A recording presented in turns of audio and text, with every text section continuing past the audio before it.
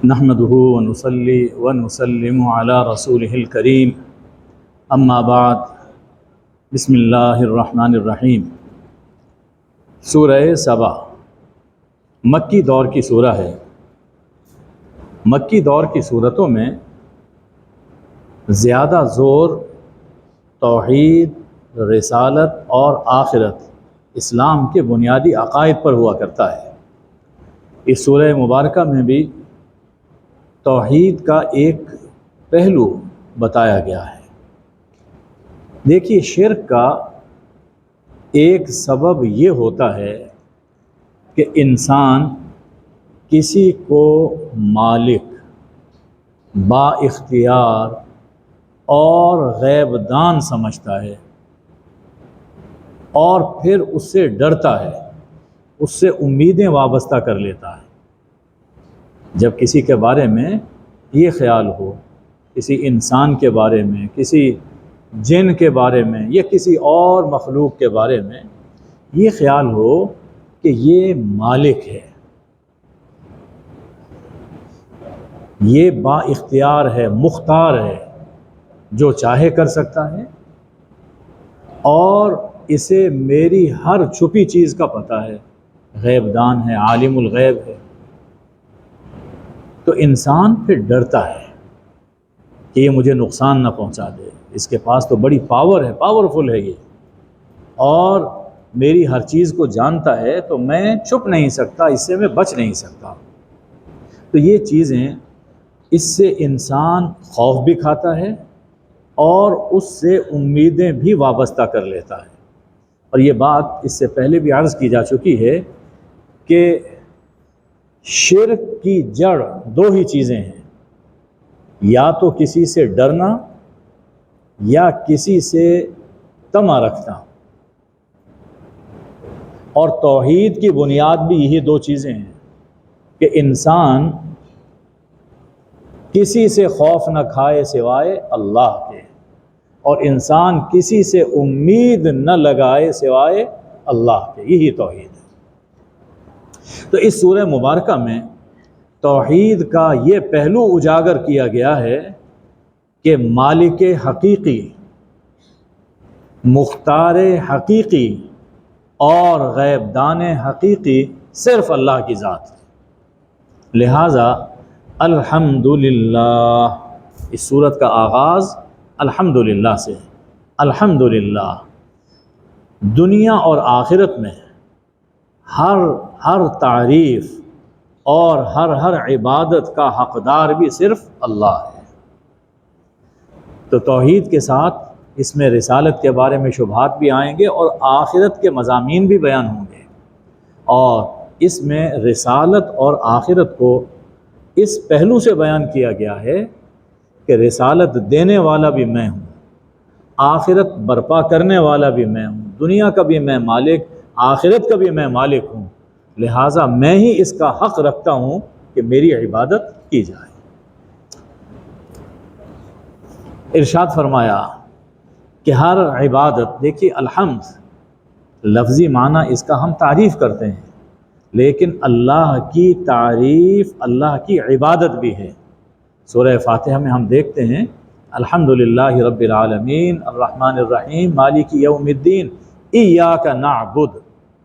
یہاں پر یوں نہیں فرمایا گیا کہ ایاک نحمدک، ایاک نعبد، تو اس نے واضح کر دیا کہ حمد عبادت پر بھی مشتمل ہے، حمد کے مفہوم میں عبادت بھی داخل ہے۔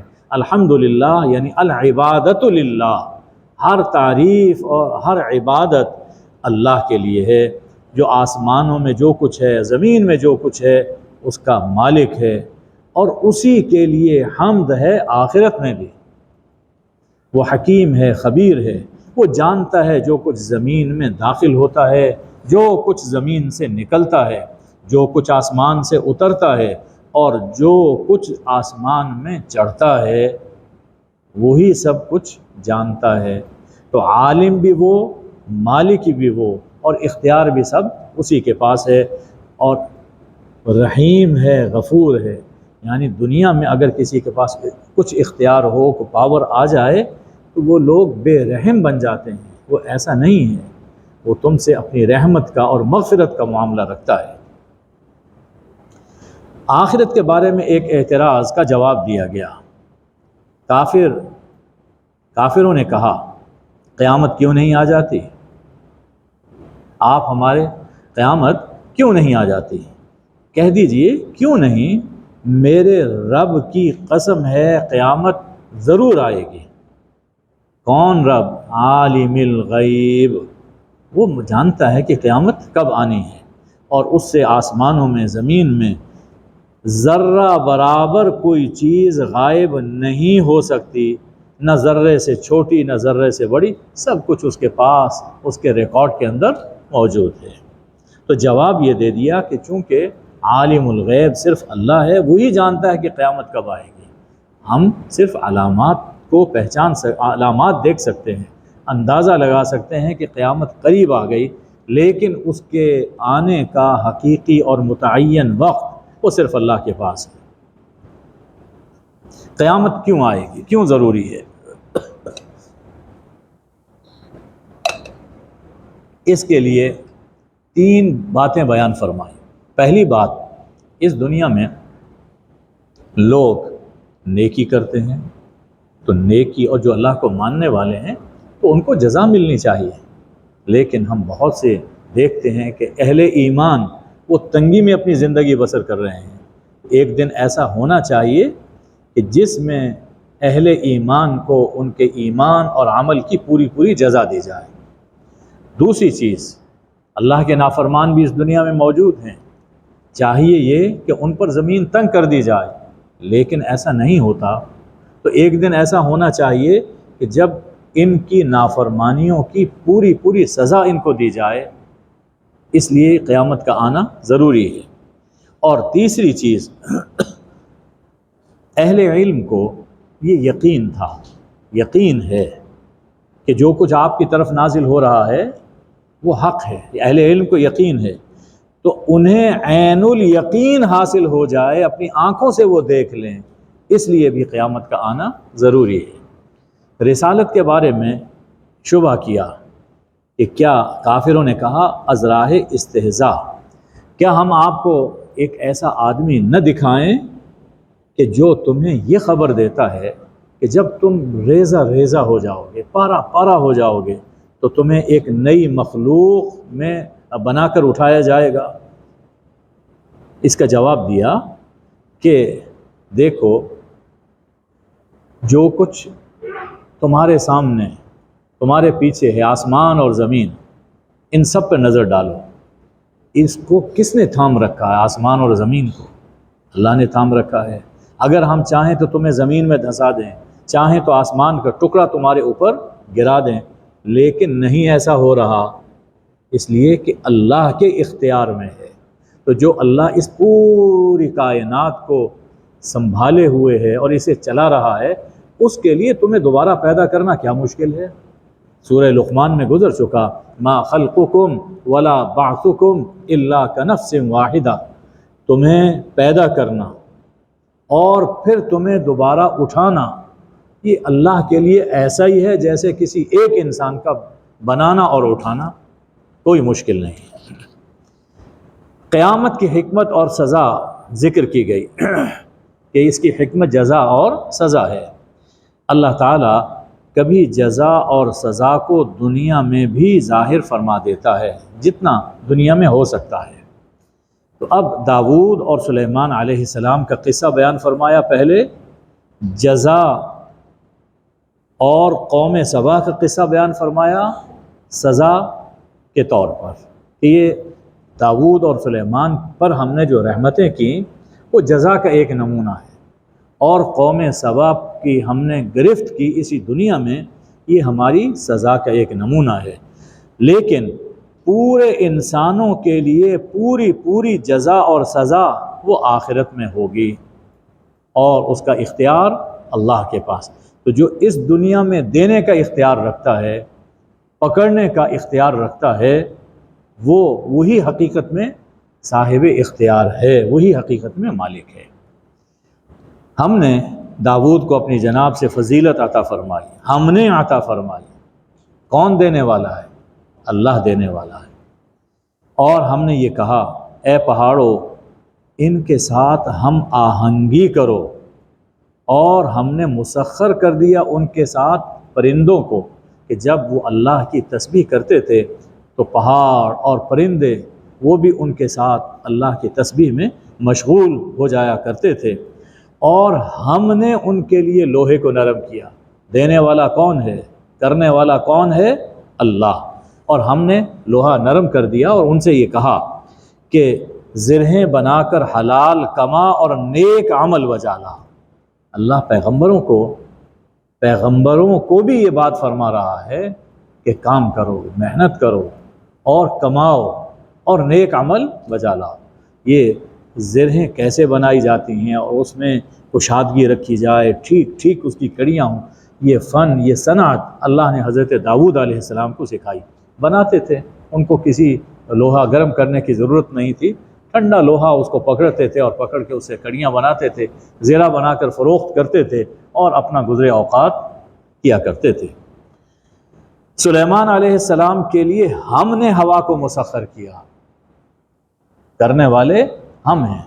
وہ ہوا ایسی مسخر تھی کہ صبح کے وقت میں 1 مہینے کی مسافت طے کر لیتی، کہ جہاں اس زمانے میں 1 مہینے میں انسان پہنچ سکتا تھا، حضرت سلیمان صبح کے وقت میں وہاں پہ پہنچ جاتے تھے، اور شام کے وقت میں بھی 1 مہینے کی مسافت وہ طے کر لیتے تھے۔ سبا سے فلسطین سے صنعاء میں چلے گئے، صنعاء سے واپس فلسطین میں آ گئے، ان کے لیے کوئی دشوار نہیں تھا۔ اور ہم نے ان کے لیے تانبے کا چشمہ بہایا، ہم نے بہایا، براس تانبا، اور اس سے وہ بہت سے کام کرواتے تھے، صرف انسانوں سے نہیں بلکہ جنوں کو۔ جن ان کے سامنے رب کے حکم سے کام کیا کرتے تھے، اور ان جنوں میں سے جو ہمارے حکم سے پھرتا تھا تو ہم اسے جہنم کے عذاب کا مزہ چکھائیں گے۔ یعنی جنوں کو ان کے تابع کرنے والا وہ میں تھا۔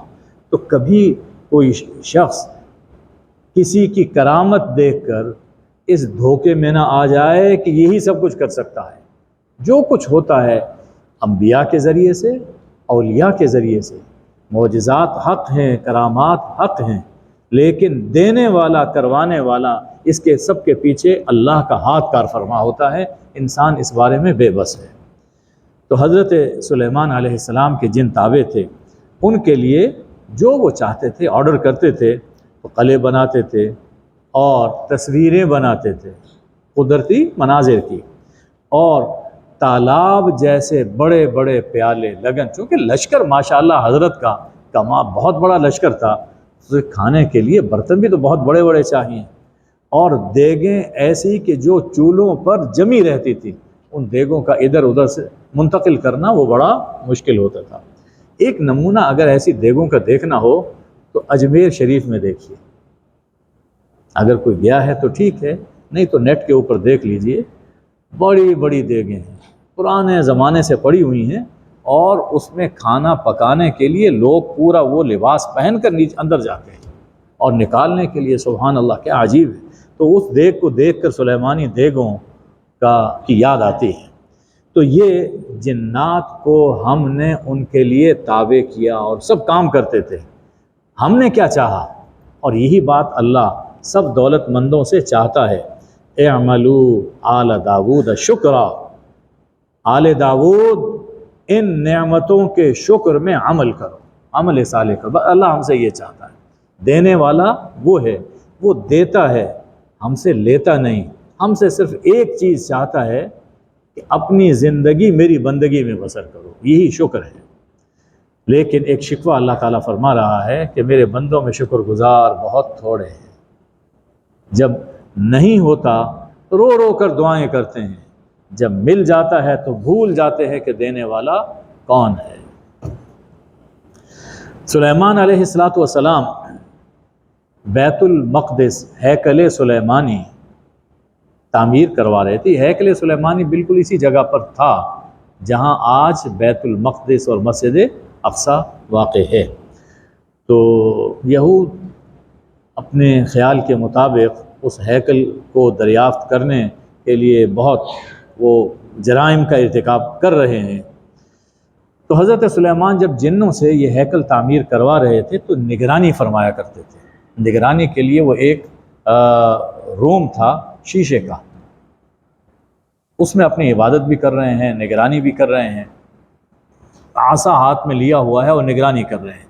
اور جنات جب دیکھتے تھے کہ سلیمان علیہ السلام دیکھ رہے ہیں تو کام میں جتے رہتے تھے، لیکن اللہ کچھ اور بھی دکھانا چاہتا تھا۔ سلیمان علیہ السلام عصا کے سہارے کھڑے ہیں اور موت آ گئی، اسی حال میں موت آ گئی۔ اور دیکھو پیغمبروں کا معاملہ عام انسانوں سے ذرا مختلف ہوتا ہے۔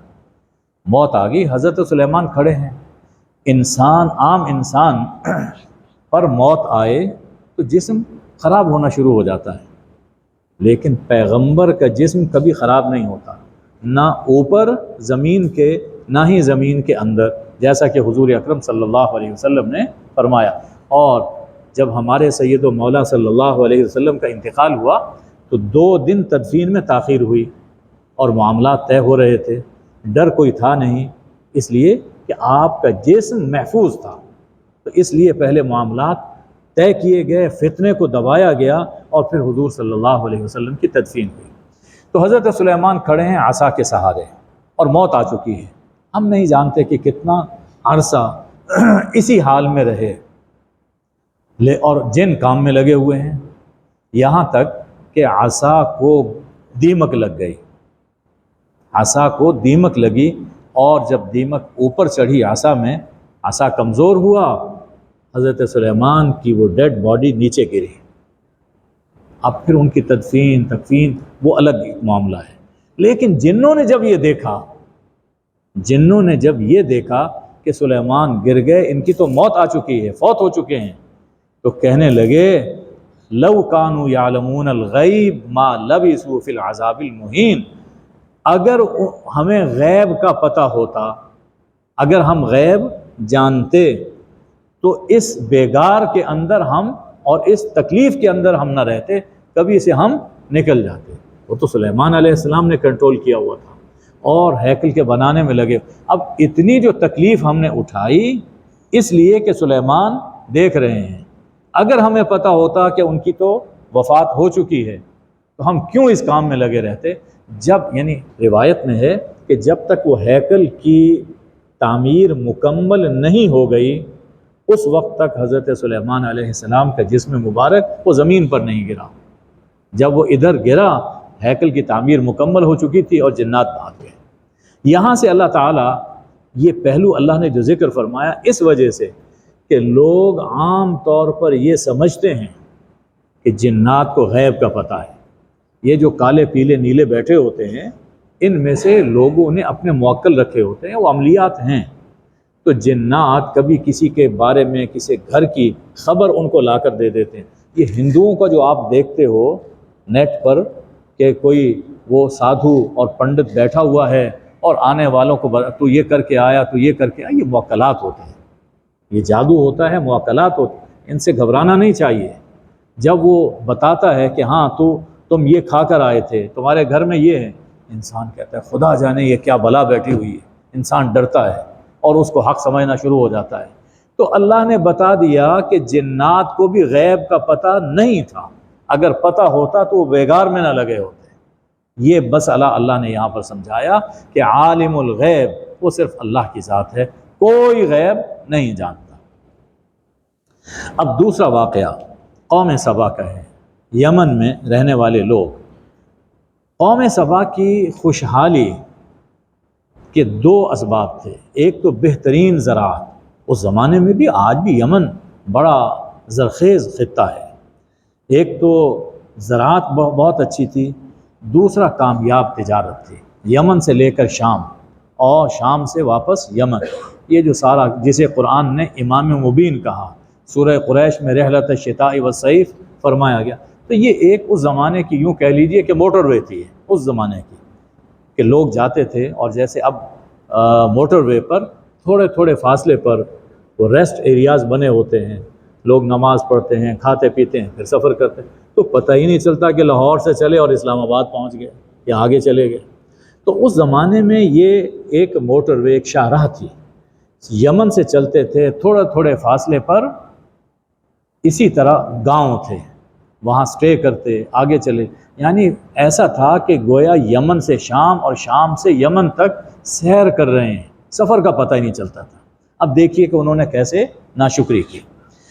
تو باغات بہت اچھے، وہ راستے دائیں بائیں باغات ہیں، اور اللہ کی طرف سے اجازت تھی کہ کلوا من رزق ربکم واشکروا لہ، اپنے رب کا دیا ہوا رزق کھاؤ، اللہ کا بس شکر ادا کرو، الحمدللہ، اللہ کا شکر ادا کرتے رہو۔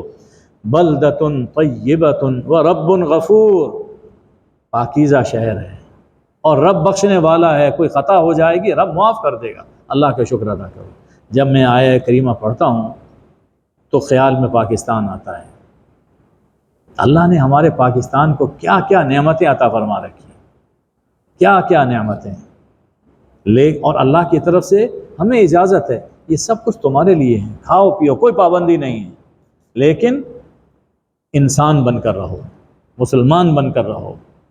کتنا اچھا ملک اور رب بخشنے والا، کوئی غلطی ہو جائے گی میں معاف کر دوں گا، لیکن نافرمان نہ بنو، نافرمان نہ بنو۔ انہوں نے کیا کیا؟ وہی کام جو ہم کر رہے ہیں، فَأَعْرَضُوا، جرم یہ تھا کہ انہوں نے اعراض کیا، گریز کیا، اللہ کی فرما برداری کو پس پشت ڈال دیا، گناہوں میں مبتلا ہوئے، سزا ملی پھر کہ ایک منہ توڑ سیلاب اللہ نے ان پر بھیج دیا، اور جہاں لہلہاتے ہوئے باغات تھے اس کی جگہ یہ کڑوے کسیلے میوے جھاؤ کے درخت اور بیری کے درخت اگنا شروع ہو گئے۔ وہ منظر ہی بدل گیا، کہاں وہ خوشنما باغات اور کہاں یہ ویرانہ اور ایک صحرا کی کیفیت۔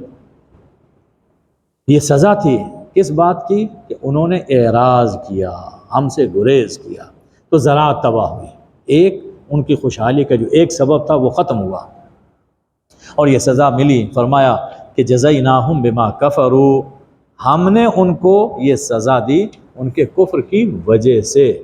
معلوم یہ ہوا کہ سزا دینے کا اختیار وہ اللہ کے پاس ہے، اور جو کچھ بھی ہے اس کا مالک اللہ ہے، جب تک چاہے دیے رکھے، جب چاہے واپس لے لے۔ دوسری جو ان کی خوشحالی کا سبب تھا وہ تجارت تھی، تو فرمایا کہ وہ بستیاں کہ جن کے گردا گرد ہم نے برکت رکھی ہے، یعنی شام اور فلسطین، تو اپنے یمن سے چلتے تھے تو راستے میں سٹے کرتے کرتے وہ شام پہنچ جاتے تھے، اور ہم نے حکم دیا سیرو فیہا لیالی و ایامن آمینین، یعنی ہم نے اسباب ایسے فراہم کر دیے۔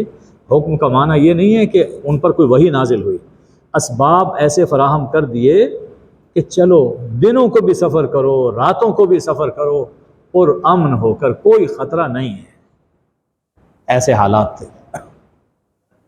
لیکن پھر بدمستی ذہنوں میں آئی، کہنے لگے ربنا باعد بین اسفارنا، ہمارے رب ہمارے سفروں میں بعد پیدا کر دے، بعد پیدا کر، دوری دوری پیدا کر دے۔ جی یہ کیا ہے کہ ہم چلتے ہیں، سٹے کرتے ہیں اور آگے چلے۔ سفر تو وہ ہوتا ہے کہ جس میں مشقت ہو، آدمی ادھر بھٹکے، پیاس لگے اور کہیں راستہ، تو یہ سفر کا ہوتا ہے۔ یہ تو کوئی سفر ہی نہیں، پتہ ہی نہیں چلتا سفر کا، یعنی اللہ کی نعمتوں کی قدر نہیں کی اور بدمستی دکھائی، بدمست ہو گئے، جی نعمتوں کی قدر نہیں کی۔ بالکل ایسا آج کل بھی ہوتا ہے، موٹر وے پر کہیں گاڑیاں لے لیتے ہیں، یہ لاہور میں دیکھ لیں، گاڑیاں موٹر سائیکل، اور کس طرح پر چلا رہے ہیں، ادھر مارتے ہیں ادھر مارتے ہیں۔ کیا ہے یہ؟ وہی دماغ کے اندر وہ کیڑا ہے کہ ہمارے پاس یہ ہے، ہماری گاڑی اتنی تیز ہے، ہماری بائک اتنی تیز چلتی ہے۔ یہ نعمتوں کی ناشکری ہے۔ اللہ نے یہ گاڑیاں اور یہ سہولتیں اس لیے نہیں عطا فرمائیں کہ تم اپنے آپ کو بھی مارو اور دوسروں کو بھی مارو۔ تو انہوں نے بھی یہ کہا، قوم سبا نے، کہ سفروں میں بعد ہونا چاہیے۔ اللہ فرماتا ہے کہ وَظَلَمُوا أَنفُسَهُمْ، یہ ظلم کر رہے تھے اپنے اوپر، چنانچہ وہ شاہراہ حالات اللہ نے ایسے پیدا کر دیے کہ وہ شاہراہ اجڑ گئی، لوگوں نے بحری راستہ اختیار کر لیا، بجائے خشکی کے راستے سفر کرنے کے وہ بحری راستہ اختیار کر لیا۔ نتیجہ یہ ہے کہ جس تجارت پر ان کا سہارا تھا وہ تجارت بھی ختم ہوگی، زراعت پہلے ختم ہو گئی، تجارت اب ختم ہو گئی۔ فَجَعَلْنَاهُمْ أَحَادِيث، تو پھر ہم نے انہیں کہانیاں بنا دیا۔ لوگ باتیں کرتے تھے کہ یہاں فلاں قبیلہ تھا، یہاں فلاں قبیلہ آباد تھا، انہوں نے یہ کیا، انہوں نے یہ کیا۔ وَمَزَّقْنَاهُمْ كُلَّ مُمَزَّقٍ، اور ہم نے انہیں بالکل پارا پارا کر دیا، ہم نے بکیر کر رکھی۔ انہی میں سے ایک قبیلہ مدینہ طیبہ میں آ کر آباد ہوا تھا۔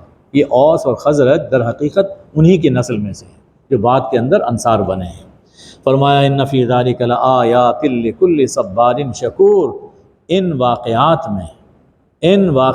میں ہر صبر کرنے والے کے لیے اور ہر شکر کرنے والے کے لیے پتے کی باتیں ہیں کہ ان پر غور کرو۔ تو داؤد، سلیمان علیہم السلام اور قوم سبا کے واقعات سے ثابت ہوتا ہے کہ مالک و مختار صرف اللہ ہے، جسے جو چاہے عطا فرما دے، جس سے جو چاہے چھین لے، دینا جزا ہے، لینا سزا ہے، اسی طرح آخرت میں بھی ہوگا۔ اب اس کے بعد ارشاد ہے کہ یہ سب کچھ کیوں ہوا؟ اس لیے ابلیس نے ان کے دل میں وسوسے ڈالے، اور ابلیس کو وسوسے دینے کا اختیار اس لیے دیا کہ انسان کو ہم پرکھنا چاہتے تھے۔ یہ اختیار اس کو جو دینے والے بھی ہم ہی ہیں، اور مقصود انسان کا امتحان تھا۔ اس کے بعد ارشاد فرمایا کہ کہہ دیجئے اللہ کے سوا تم جن جن کو اپنا خدا بنائے بیٹھے ہو، وہ آسمانوں میں، زمین میں ایک ذرے کا اختیار نہیں رکھتے، ذرہ برابر کسی چیز کے مالک نہیں ہیں۔ مالک حقیقی صرف اللہ ہے۔ نہ ہی اس کائنات کے بنانے میں، آسمان و زمین کے بنانے میں انہوں نے ہماری کوئی مدد کی ہے، کوئی شرکت نہیں ہے اس کائنات کے اندر۔ تو معلوم یہ ہوا کہ پوری کائنات کا مالک وہ صرف اللہ ہے، یہ خود ساختہ خدا، یہ کوئی اللہ کے ساتھ شریک نہیں ہے۔ ارشاد ہے کہ ان کا حال تو یہ ہے، فرشتے ہوں یا انسانوں میں سے کوئی ہوں، جن جن کو خدا بنایا گیا، قیامت کے دن وہ ان کی کوئی سفارش نہیں کر سکیں گے، اور ان کی سفارش ان ظالموں کے لیے کوئی فائدہ مند نہیں ہوگی، اس لیے کہ سفارش تو صرف اس کے لیے ہو سکے گی، شفاعت صرف اس کے لیے ہو سکے گی جس کے بارے میں اللہ اجازت دے گا، اور اللہ اجازت دے گا مومنین اور مطیعین کے لیے، فرما برداروں کے لیے۔ لہٰذا کوئی کتنا بڑے سے بڑا کیوں نہ ہو، اگر اللہ کی فرما برداری نہیں، اللہ کے رسول صلی اللہ علیہ وآلہ وسلم کی فرما برداری نہیں ہے، تو قیامت کے دن چھوٹنا بڑا مشکل ہوگا۔ فرمایا کہ اللہ کی شان تو یہ ہے کہ فرشتے جو اللہ کے بہت مقرب ہیں اور بڑے پاورفل ہیں، لیکن جب اللہ کا کوئی حکم نازل ہوتا ہے تو گھبراتے ہیں، ڈرتے ہیں۔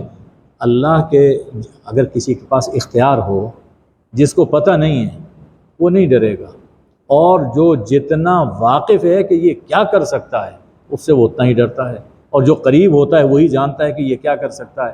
تو فرشتے تو بہت قریب ہیں، تو اللہ کی طرف سے جب وحی نازل ہوتی ہے، کوئی حکم آتا ہے، تو فرشتوں کے دل لرز رہے ہوتے ہیں، یہاں تک کہ جب ان کے دلوں سے گھبراہٹ دور ہوتی ہے تو پوچھتے ہیں رب نے کیا فرمایا؟ تو جواب ہوتا ہے الحق، جو فرمایا ٹھیک فرمایا۔ وہاں ایک دوسرے سے یہ سوال نہیں ہوتا معلوم نہیں کہ کیا کہہ دیا، نو، وہاں یہ نہیں، جو فرمایا حق فرمایا، وہ علی ہے، وہ کبیر ہے، وہ عالی شان ہے، وہ یہ فرشتوں کا حال ہے۔ تو ہمیں سبق دیا گیا کہ اللہ سے ڈرتے رہو۔ اچھا پوچھئے کہ آسمانوں اور زمین میں رزق کون دیتا ہے؟ فرما دیجئے کہ اللہ ہے۔ تو معلوم ہوا کہ رزق کا مالک بھی صرف اللہ ہے، اور یجمع بیننا ربنا، ہمیں اللہ ہمارا رب اکٹھا کرے گا اور پھر ہمارے درمیان فیصلہ فرمائے گا۔ تو فیصلہ کرنے کا پورا اختیار وہ بھی صرف اللہ کے پاس ہے، اور ہم نے آپ کو سب انسانوں کے لیے بشیر اور نذیر بنا کر بھیجا، ہم نے بھیجا۔ معلوم یہ ہوا کہ رسول بنانے کا اختیار بھی صرف اللہ کے پاس ہے، جسے چاہے وہ منتخب کر لے اپنی اس خدمت کے لیے۔ کہتے ہیں کہ یہ وعدہ کب پورا ہوگا؟ فرما دیجئے ایک دن مقرر ہے، ایک وقت مقرر ہے، نہ اس سے ایک گھڑی آگے ہوگا نہ پیچھے ہوگا۔ تو معلوم یہ ہوا کہ قیامت برپا کرنے کا اختیار وہ بھی صرف اللہ کے پاس ہے، مالک بھی اللہ، مختار بھی اللہ۔ اب اس کے بعد اللہ تعالیٰ کے اختیار کو ثابت کرنے کے لیے آخرت کا ایک منظر بیان فرمایا جا رہا ہے، بڑا عجیب منظر ہے۔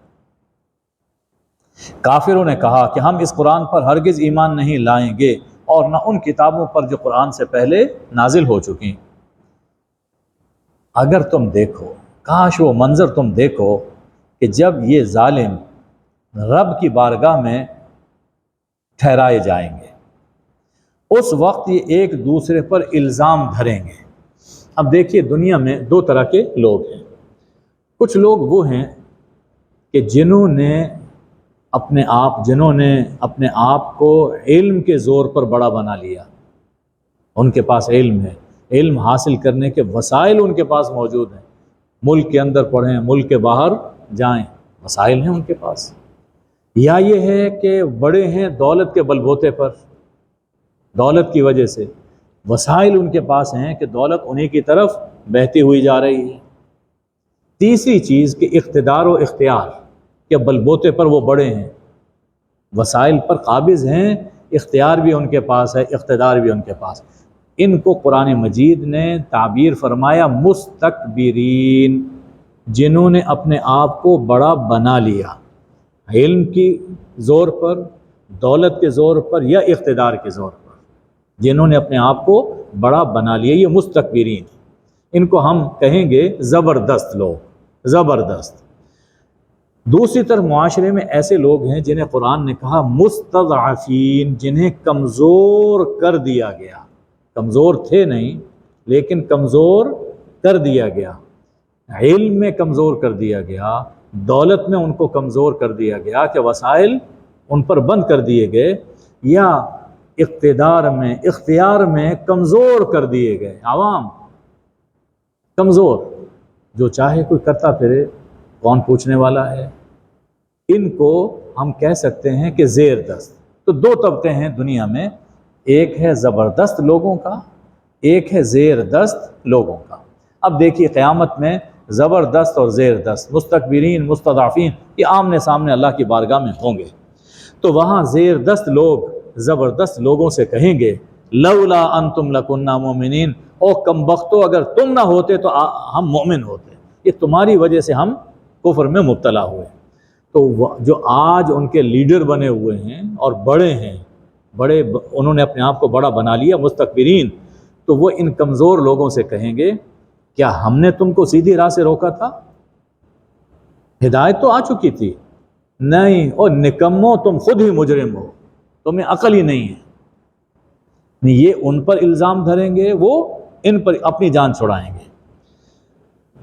اب مستضعفین، زیر دست لوگ زبردست لوگوں سے کہیں گے اصل بات یہ ہے کہ مکر اللیل والنہار اذ تأمروننا ان نکفر باللہ ونجعل لہ اندادا، یہ جو تمہاری پرفریب باتیں تھیں اور چکنی چپڑی باتیں، تمہاری گمراہ کن تقریریں تھیں کہ جس سے تم کہتے تھے چھوڑ دو، اللہ کون ہے، یہ ایسی ہی باتیں ہیں۔ آپ کبھی دیکھیں یہ جو آج کل لبرلزم کے علم بردار ہیں، روشن خیال اپنے آپ کو کہتے ہیں، کس طرح کی باتیں کرتے ہیں۔ آؤ اللہ کے ساتھ ہم یہ فلاں ہمارا کام کر دے گا، ہم ند بناتے ہیں، اللہ کے شریک بناتے ہیں۔ تو یہ دنیا میں ان زبردست لوگوں نے ان زیر دستوں کو کہا، وہ کہیں گے کہ تمہاری ان باتوں میں پھنس کر ہم لوگ گمراہ ہوئے۔ اب کسی کے پاس نکلنے کا تو کوئی راستہ ہوگا نہیں، عذاب سامنے نظر آ رہا ہے، تو اب دل ہی دل میں شرمندہ ہوں گے۔ اللہ فرماتا ہے کہ وَجَعَلْنَا الْأَغْلَالَ فِي أَعْنَاقِ الَّذِينَ كَفَرُوا، ہم ان کافروں کے گلوں میں طوق ڈالیں گے، ہم ڈالیں گے، اختیار ہمارے پاس ہے، ہم ان کے گلوں میں طوق ڈالیں گے۔ یہ طوق اغلال وہ کیا ہے؟ دنیا میں چھوٹے بڑوں کے غلام بنے رہے، جو چھوٹے تھے مستضعفین، یہ مستکبرین ان بڑوں کے غلام بنے رہے، اور بڑے نفس و شیطان کے غلام بنے رہے۔ چھوٹے بڑوں کے غلام اور بڑے اپنے نفس کے اور شیطان کے غلام بنے رہے۔ قیامت کے دن یہی غلامی طوق بنا کر ان کے گردنوں میں ڈال دی جائے گی۔ فرمایا وجعلنا، یہ سب کچھ ہم کریں گے۔ ثابت ہوا کہ مالک و مختار صرف اللہ ہے، اور وہ انسان کو اس کے کرتوتوں کی سزا دیتا ہے، اللہ کسی پر ظلم نہیں فرماتا۔ ارشاد ہے کہ رزق کسی کو کھلا دے یا تنگ دے، اختیار صرف اللہ کے پاس ہے، اور کئی گنا جزا دینے کا اختیار بھی صرف اللہ کے پاس ہے۔ فرمایا یہ تمہارے اموال، تمہاری اولاد تمہیں اللہ کے قریب نہیں کر سکتے۔ اولاد اور مال یہ اللہ کے قریب نہیں کر سکتے، اعمال اللہ کے قریب کرتے ہیں، ایمان اور اعمال۔ ان لوگوں کو اللہ 2 گنا اجر عطا فرمائے گا، اور یہ جنت کے بلند مقامات میں رہیں گے۔ تو معلوم یہ ہوا کہ کئی گنا جزا دینے کا اختیار بھی صرف اللہ کے پاس ہے، جسے چاہے جتنا چاہے نواز دے۔ فرمایا کہ یہ جو لوگ ہمیں ہرانے کی کوشش کر رہے ہیں، تم جلد دیکھو گے یہ خود گرفتار ہوں گے۔ معلوم یہ ہوا کہ مالک وہ صرف اللہ ہے۔ اسی طرح کھلا یا تنگ رزق دینے کا اختیار تو اللہ کے پاس ہے، ہاں ایک تدبیر ہے جس سے رزق فراخ ہو سکتا ہے۔ ایک تدبیر ہے، کسی کے پاس رزق ہے لیکن کسا ہوا، تنگ ہے، تو فرمایا کہ ایک تدبیر ہے جس سے رزق فراخ ہو سکتا ہے، کھلا رزق مل سکتا ہے۔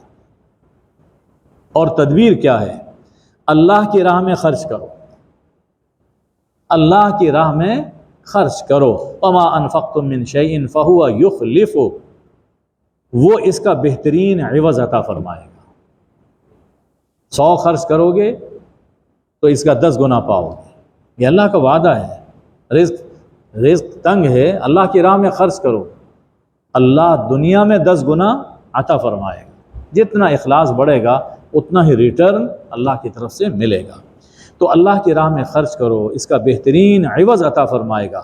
اور یہ رزق کا کشادہ کرنا اور اس کا عوض دینا، صلہ دینا، یہ اختیار بھی صرف اللہ کے پاس ہے۔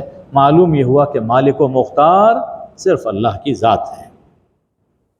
پھر ایک مکالمے کا ذکر آ رہا ہے کہ فَالْيَوْمَ لَا يَمْلِكُ بَعْضُكُمْ لِبَعْضٍ نَفْعًا وَلَا ضَرًّا، کہ آج کوئی کسی کے لیے کسی فائدے اور نقصان کا اختیار نہیں رکھتا، مالک نہیں ہے۔ ہم ظالموں سے کہیں گے کہ جس جہنم کے عذاب کو تم جھٹلایا کرتے تھے نا، جس آگ کو تم جھٹلاتے تھے، چلو جاؤ آج پھر اس کا مزہ چکھو۔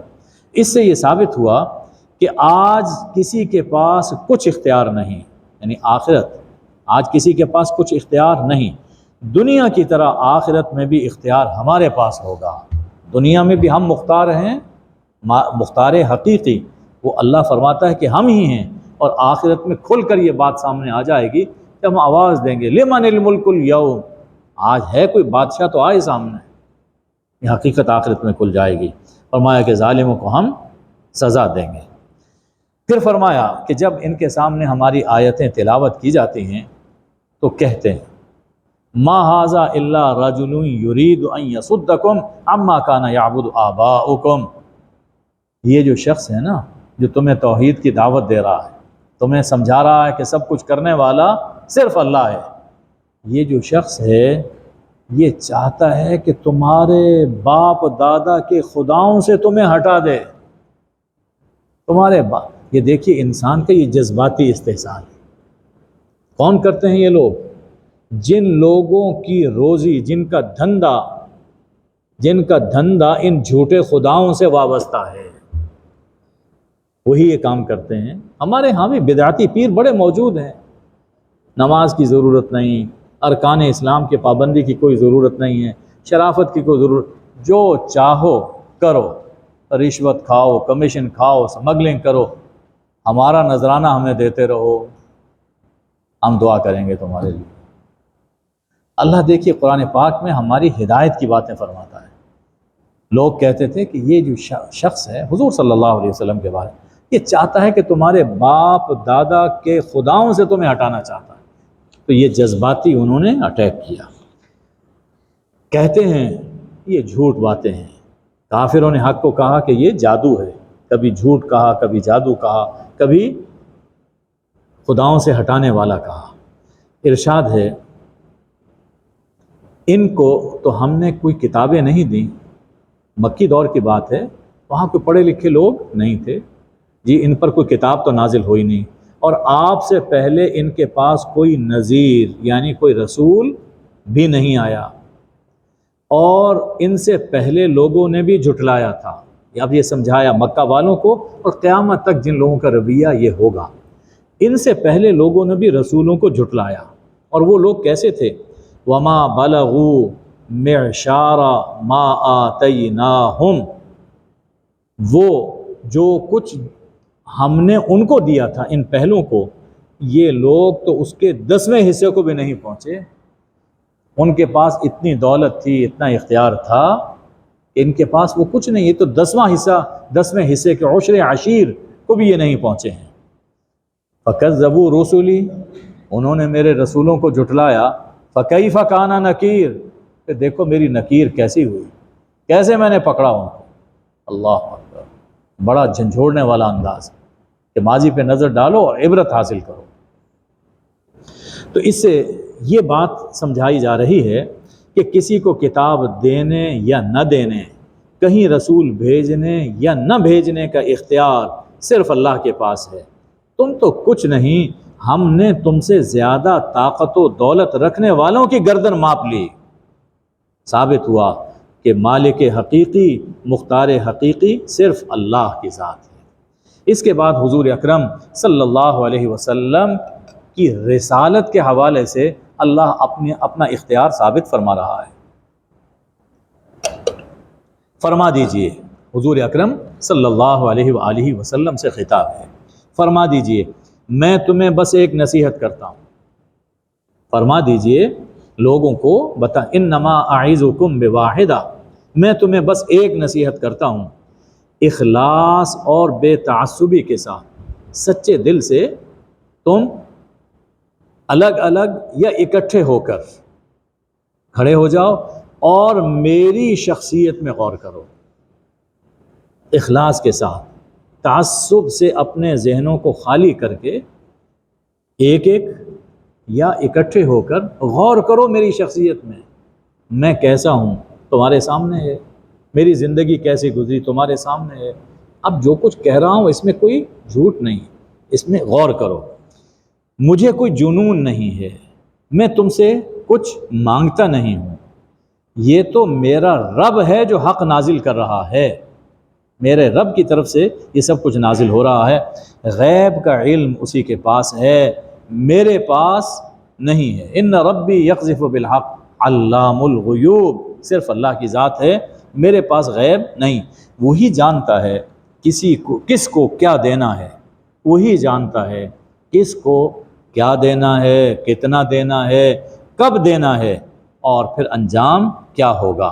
میں تو بس اتنا جانتا ہوں کہ میرے پاس جو آیا ہے حق ہے، اور حق کے مقابل باطل کچھ کام نہیں آتا، اور یہ باتیں کہنے کا بھی میرے پاس اختیار نہیں، یہ باتیں جو حضور علیہ الصلوۃ والسلام سے یہ کہلوایا جا رہا ہے کہ یہ باتیں جو میں کہہ رہا ہوں اس کا بھی اختیار میرے پاس نہیں ہے، یہ اللہ کا اختیار ہے کہ مجھ پر وحی نازل ہو رہی ہے۔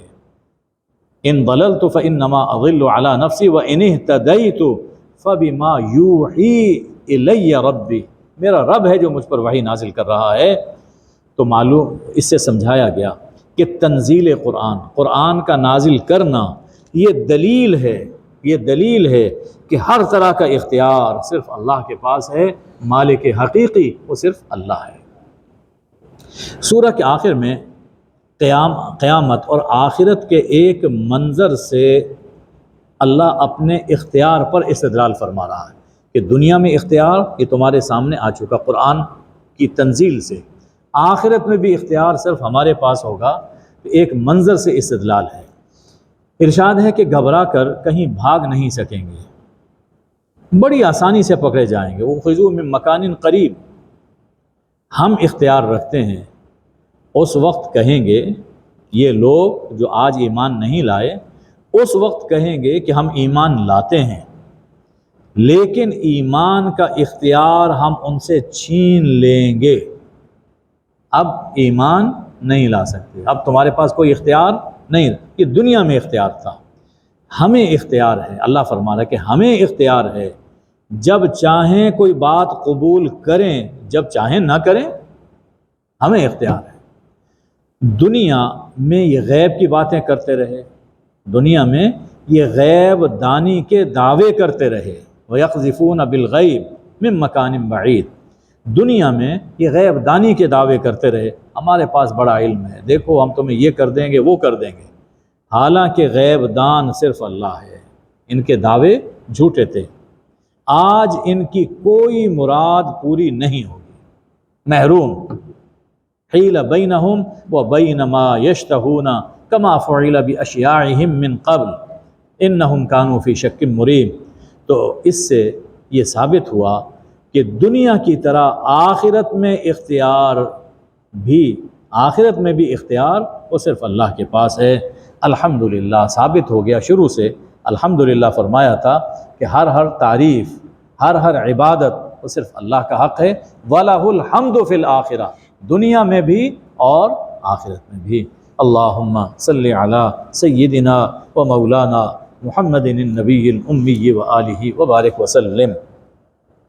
اے اللہ ہم تیری توحید پر ایمان رکھتے ہیں، اے اللہ تو ہی ہمارا مالک ہے، اے اللہ ہمارے سب کاموں کا اختیار تیرے ہاتھ میں ہے، اے اللہ تو ہی ہماری ہر کھلی چھپی بات کو جاننے والا ہے، اے اللہ ہم پر اپنی نظر کرم فرما دے، اے اللہ اپنی نظر کرم فرما، یا اللہ اپنے اس اختیار سے ہمیں سیدھی راہ پر لگائے رکھ، اے اللہ ہمیں بھٹکنے سے بچا لے، یا اللہ تیری دستگیری نہ ہو ہم کچھ بھی نہیں کر سکتے، پروردگار دنیا اور آخرت میں ہماری دستگیری فرما، اے اللہ ہمارا ہاتھ پکڑ لے، اے اللہ ہمارا بن جا اور ہمیں اپنا بنا لے، اے اللہ سب بیماروں کو صحت کاملہ عاجلہ مستمرہ عطا فرما، اے اللہ آج کی شب آپ جو رحمتیں برکتیں نازل فرما رہے ہیں، اے اللہ ہم نالائقوں کو بھی وہ سب رحمتیں عطا فرما،